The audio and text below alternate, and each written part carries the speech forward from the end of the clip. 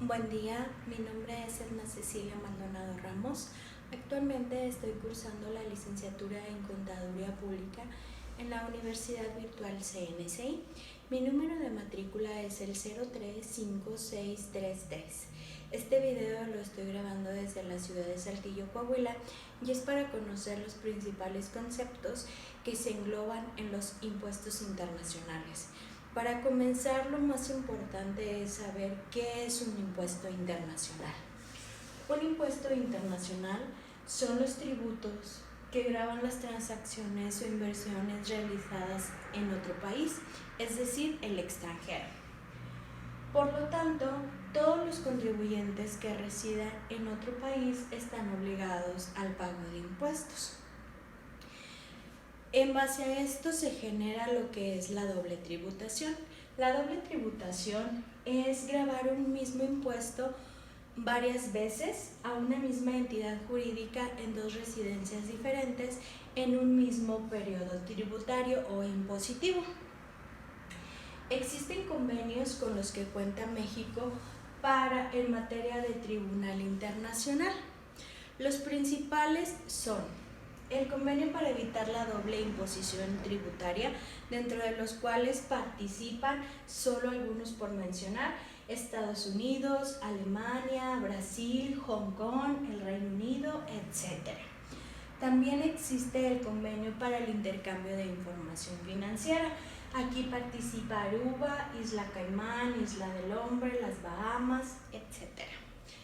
Por último, es importante mencionar que existen acuerdos amistosos entre países que facilitan los intercambios internacionales, como es Australia, Austria, Bermudas, Chile, Estados Unidos.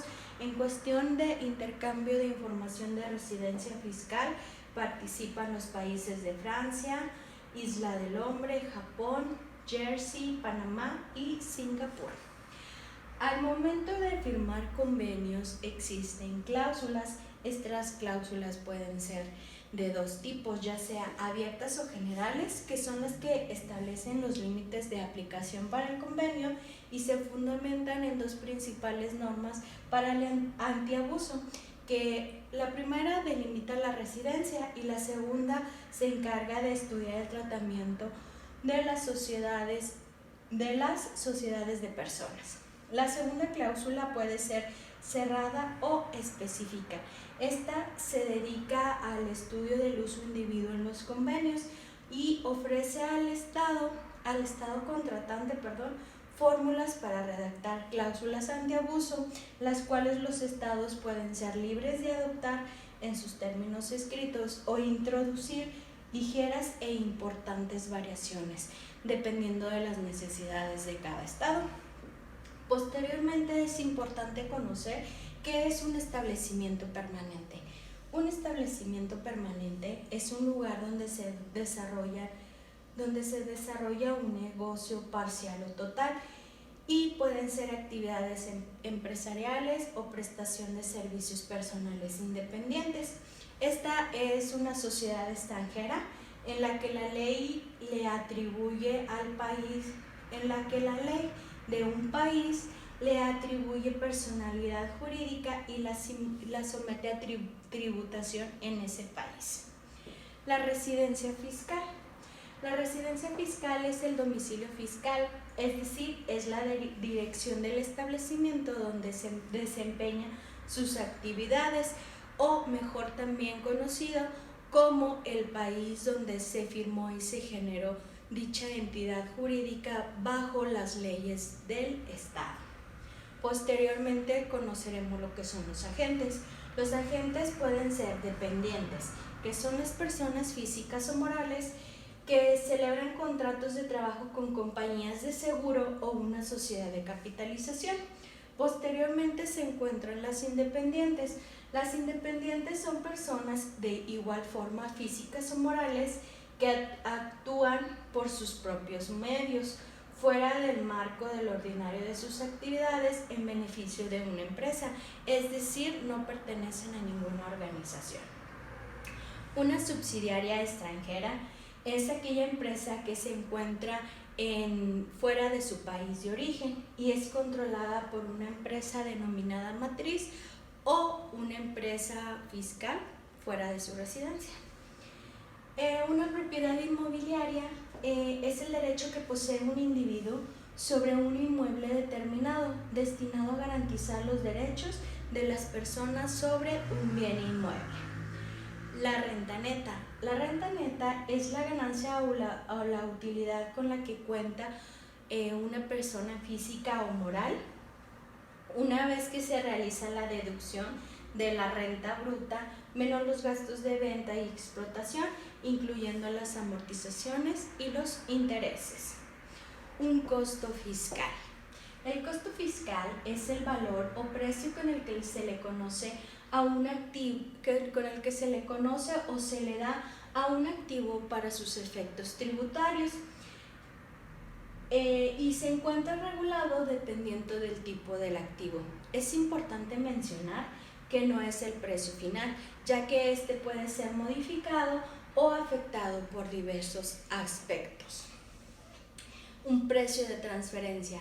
El precio de transferencia es el que fijan las empresas asociadas para realizar sus transacciones. ¿Cuáles transacciones? Pueden ser bienes, servicios o derechos. Un dividendo es la utilidad o ganancia de una empresa que reparte entre todos sus accionistas como concepto de retribución del inversor.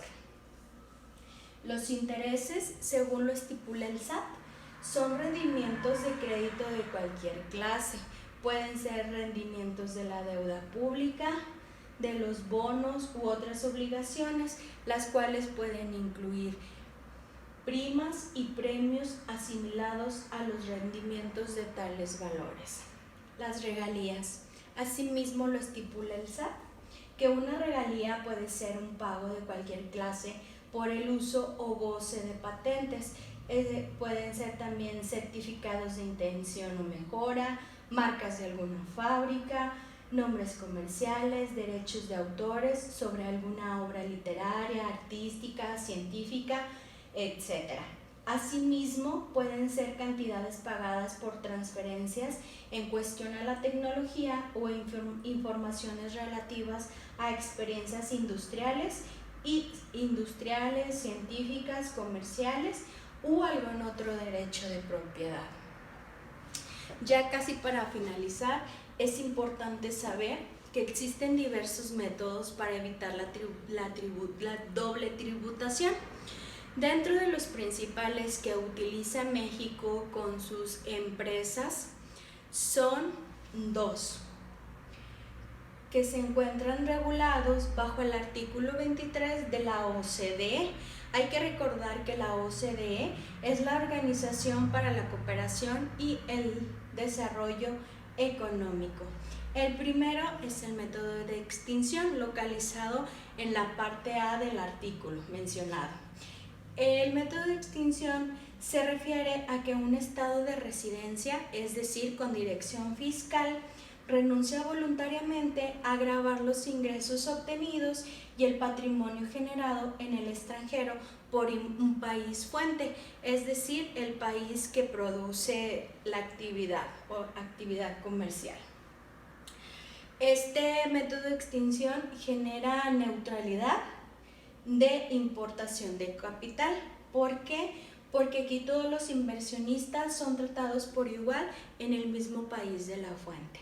El segundo método es el método de crédito, localizado en el inciso B del artículo 23. Este surge cuando algún estado residente grava la totalidad de los ingresos obtenidos dentro y fuera del territorio, es decir, suma los ingresos tanto del estado residente como del estado fuente y otorga al contribuyente algún descuento o una nota de crédito equivalente al monto pagado en el estado de la fuente, por lo que el concepto de la renta, producida, es decir, se le va a deducir lo producido en el extranjero y solo pagará lo producido en el estado residente. Con lo anterior, este método garantiza que exista neutralidad a la hora de exportar los capitales, ya que en este método los inversionistas son tratados por igual en el país de residencia. Posteriormente, en México existe no tanto como un método, sino un acreditamiento de deducción de impuestos que se encuentra localizado en el artículo 5 de la Ley del Impuesto sobre el ISR, el cual nos habla que cualquier residente mexicano tiene derecho a acreditar el impuesto sobre la renta que haya sido pagado en el extranjero, siempre y cuando los dichos ingresos estén grabados en México. Es importante saber que esta deducción aplica tanto para personas físicas o morales, siempre y cuando sean residentes de México, así como para establecimientos entidades permanentes en el país de origen o de residencia extranjera. Hay que aclarar que este tipo de deducción aplica únicamente para el impuesto sobre la renta y no para cualquier otro tipo de gravamen. Estos métodos son de gran importancia. Es por eso que cuando una empresa desea firmar un convenio, hay que revisar, analizar e investigar el que sea más adecuado y que traiga mejores beneficios para ambas empresas. Por último, es importante mencionar la importancia del conocimiento de los impuestos internacionales. Los impuestos internacionales son de gran importancia tanto para el país de residencia como del extranjero, ya que el conocimiento de estos nos ayuda a evitar una doble tributación. ¿Qué quiere decir? Que ayuda a la empresa a que pague doble impuesto por las actividades que está realizando tanto en su país de residencia como en el extranjero, y nos ayuda a llevar un mejor control de las finanzas, lo que ocasionará que en lugar de pérdidas la empresa obtenga ganancias y un mayor beneficio. Esto es todo por mi parte. Muchas gracias.